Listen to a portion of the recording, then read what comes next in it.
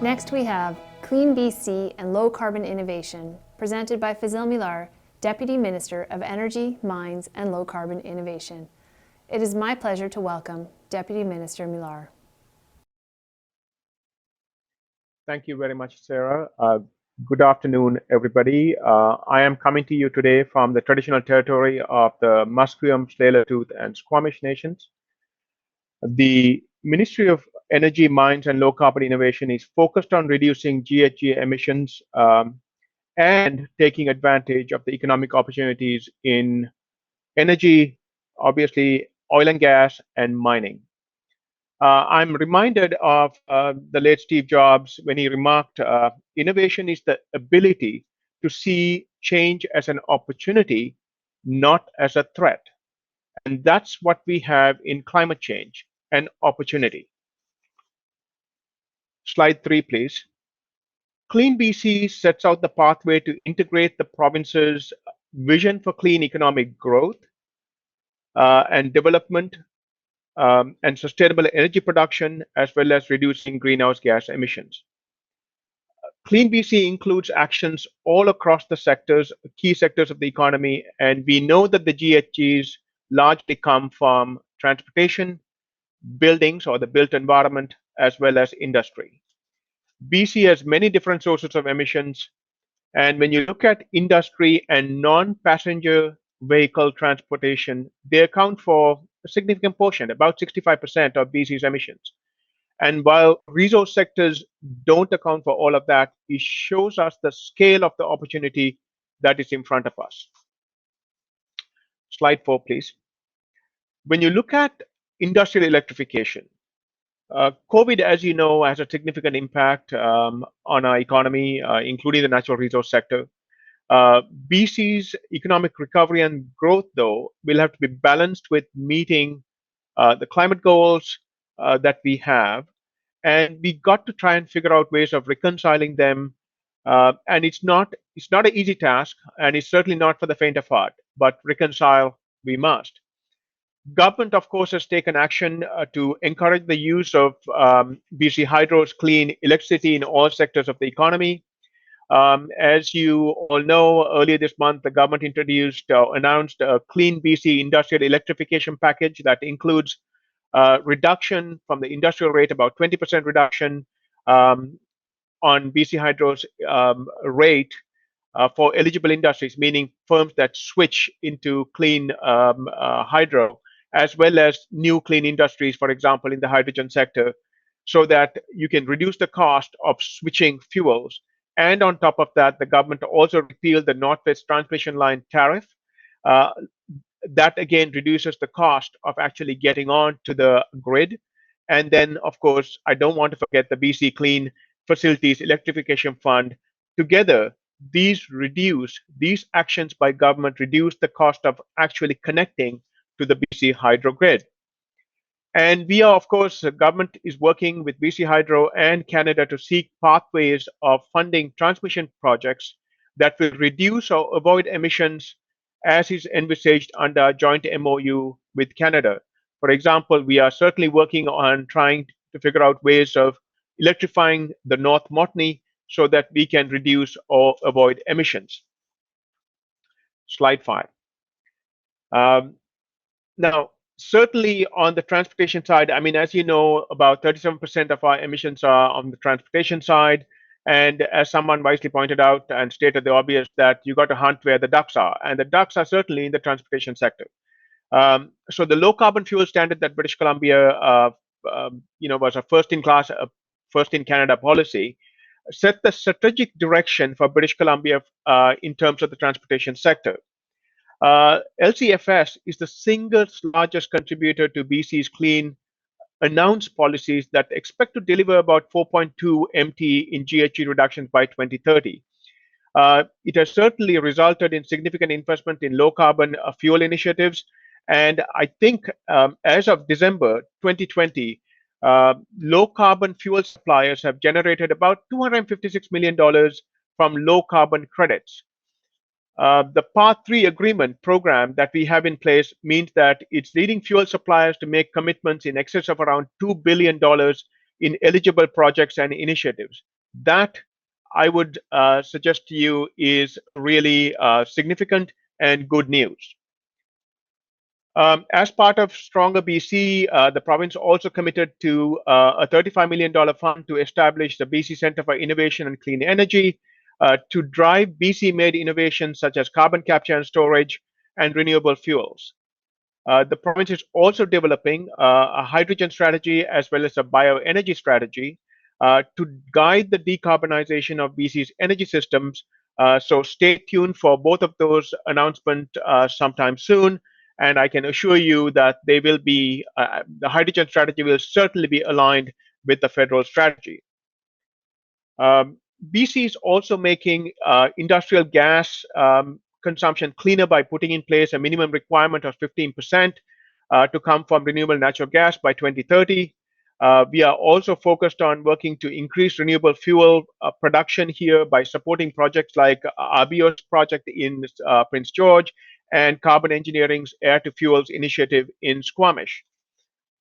And then we are in the process of developing a regulatory framework to develop a kind of a safe and effective underground CO2 storage and direct-to-air capture.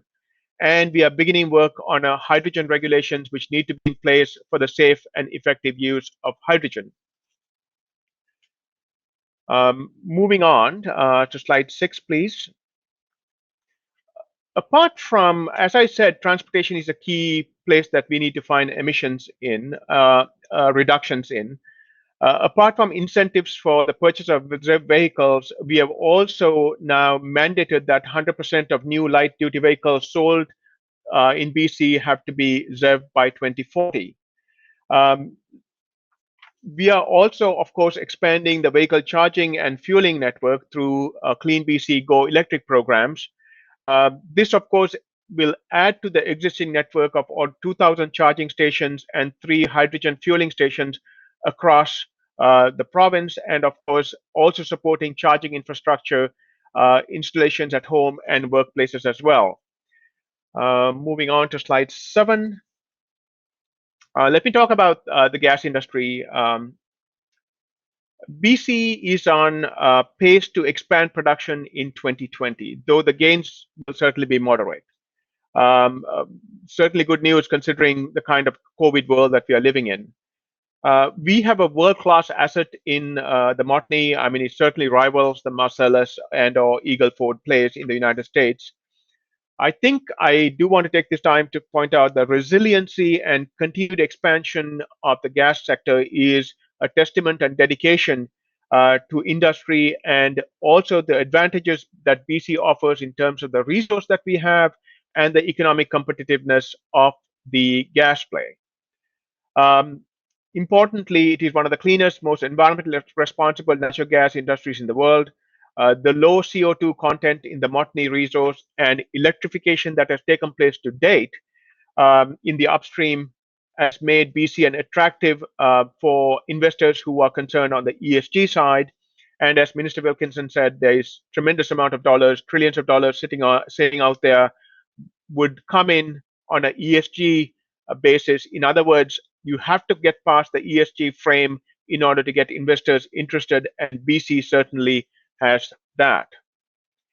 We are also seeing success in cost-effectively reducing emissions, methane emissions from the sector through an equivalency agreement with the Government of Canada, which we are expecting to reduce about 10.9 MT of carbon dioxide equivalents over the next 10 years.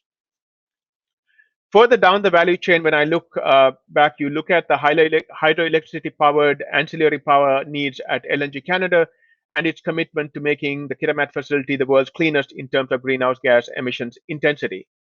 Other facilities such as Woodfibre LNG, which is looking to power its entire facility using hydroelectricity, which could potentially be making its FID decision sometime in 2021.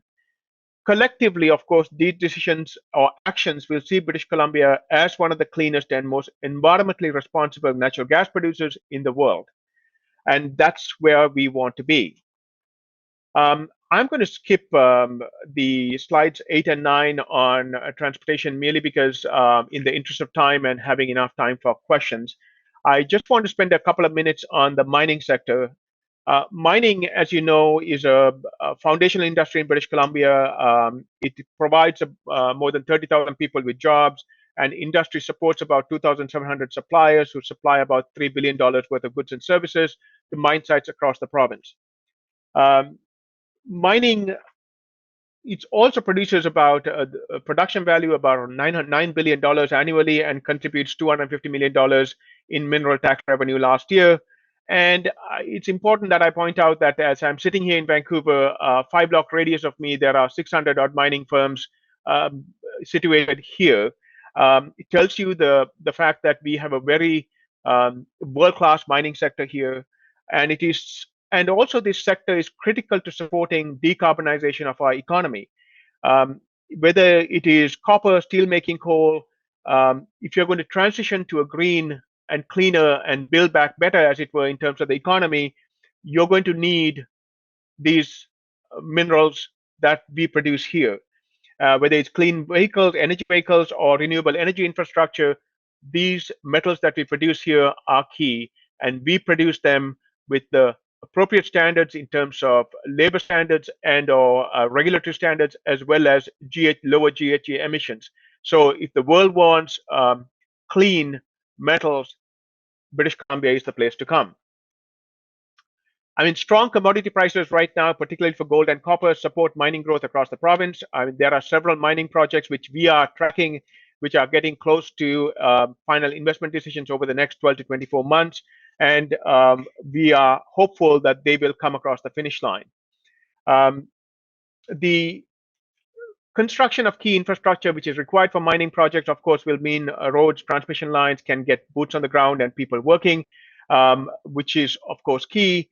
And Canada has a unique, and I mean, Canada and British Columbia has a unique opportunity to advance these projects through targeted policy, and government certainly is going to act on that, given that the BC Mining Jobs Task Force report gave us some sense of what they would like to see us do, which means, of course, BC has made the tax credits permanent so that it provides certainty for miners, as well as investing $20 million in our ministry to make sure that we have the resources to get mining permits done in a manner that is expeditious, but paying attention to, obviously, all the environmental and health safeguards. Now, we think that the mining as well as on the oil and gas sector, we need to obviously work with First Nations, which is critical. The government passed the Bill 41, the Declaration on the Rights of Indigenous Peoples Act last fall. And we certainly think early and certainly repeated and constant engagement with First Nations is key in order to make sure that First Nations are part and parcel of the economic opportunities that mining and oil and gas presents. And I think many of you who are listening here in the sector do that already, and we need to keep on. We got to do a better job of that, working with First Nations. Finally, let me say this: I think the advantages that BC provides in terms of decarbonization initiatives, in order to make sure that our products, whether it's gas or whether it is on the mine side, are clean and meet ESG metrics. Consequently, we have a real opportunity here. And I think we are looking forward to working with industry in both of those sectors to make that happen. With that, I'll stop. Thank you very much for listening, and I'm happy to take questions. Well, thank you so much, Fazil. We really appreciate those thoughts so far. And you're right, we have got quite a few questions in the queue here. So I will just start rapid firing those off to you. And I don't know if you can see the screen, so you might have to listen carefully. So the top question today is people wondering what government's doing to encourage BC businesses to invest in hydrogen. And to add on to that, do you have any advice for budding hydrogen entrepreneurs? So, as many of you know, when you look at the end-use energy in British Columbia, 68% of or so is fossil fuel based. So if we are going to decarbonize, we certainly need to think about how we can ensure that hydrogen is inserted into our energy stream. We are, as I said, working on the hydrogen strategy. We expect to certainly release that hydrogen strategy pretty soon, hopefully in the next few weeks, months for sure. And we will set out what, in fact, we can do. But one thing I can repeat, though, on that front, there are many. BC has a very good cluster of hydrogen firms and a real interest in doing this, and we are certainly enthusiastic.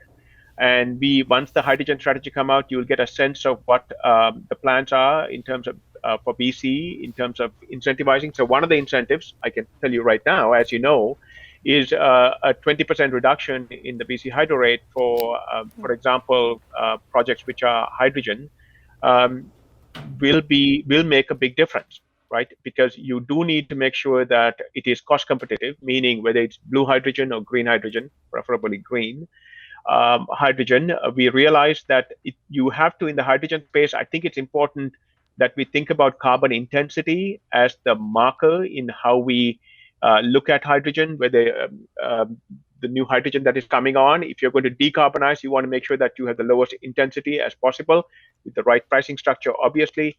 And so stay tuned is my answer at this point, because I don't want to scoop our own announcements. Okay, fair enough. Well, we will be watching carefully for those announcements.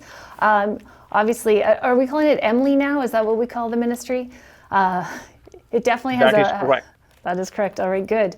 Well, you definitely have a broad spectrum of industries that you cover, and so these questions are, going to be taxing all sides of your brain. So the next question is: China now leads the world in specialty metals, not just from mining but from processing. So if we wish to be less reliant on China, the author thinks we need to rethink this. And most specialty metals come from smelting as a byproduct. So the question is, should we encourage the private sector to invest in a smelter in BC? Should government facilitate this and co-invest? Those are all big policy questions around value added here. Certainly, I think Canada writ large and British Columbia, more value-added place happening here would be good, obviously. As to a smelting operation here, if there are private sector players who are interested in doing that, certainly they should certainly set up a meeting with me. It'd be interesting to talk about. As to what can government do, I think is a bit premature at this point, but I certainly would be happy to talk to anybody who is thinking about value-added activity in the metals and or gas place here. Okay, well, that's great. Well, you heard it here. We'll try, whoever that is, we'll set that meeting up. Let's see how it goes. So next on the list is, what is government doing to encourage investment in BC's low carbon commodities, and to what extent does the BC government analyze the potential for carbon leakage, and what actions are taken to prevent it? So, as you know, I think the BC Business Council, as you know, has been working on a low carbon strategy. And given that, certainly the work that has been done so far seems to be pretty clear that BC, whether it's on aluminum production or copper and, gas, LNG, each of those products have, when you look at our GHG performance versus others, we are certainly up there. So the question of, certainly Ministry of Jobs and I'll use the shortened term, is Jerry, with my colleague Bobby Plecas leads, is certainly focused on, because we do need to market BC as a purveyor of green goods, because that's what we are. We do provide much lower GHG intensity products. So certainly the government is keen. We are keen on obviously marketing BC as that, given our endowment, right, and what we do, what our industries do in British Columbia.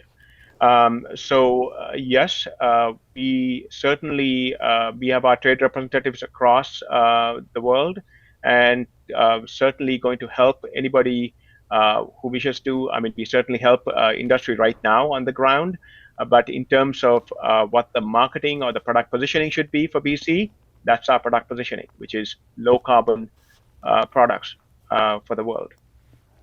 Great. I think that's a great answer.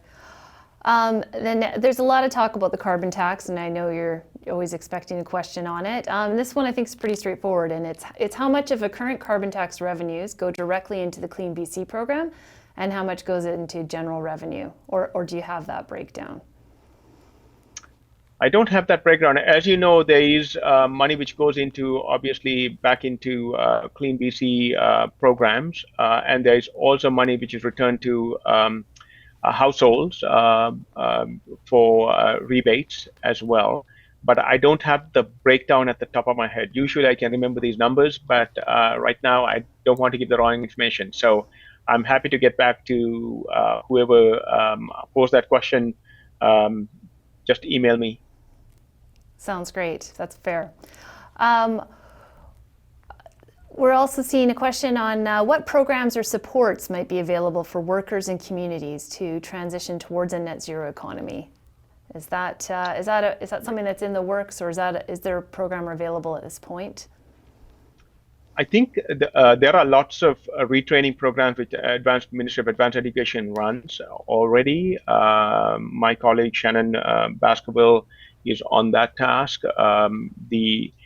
As to what other programs, I think the government has made a commitment towards making sure that there are programs which can help in transitioning and retraining and reskilling.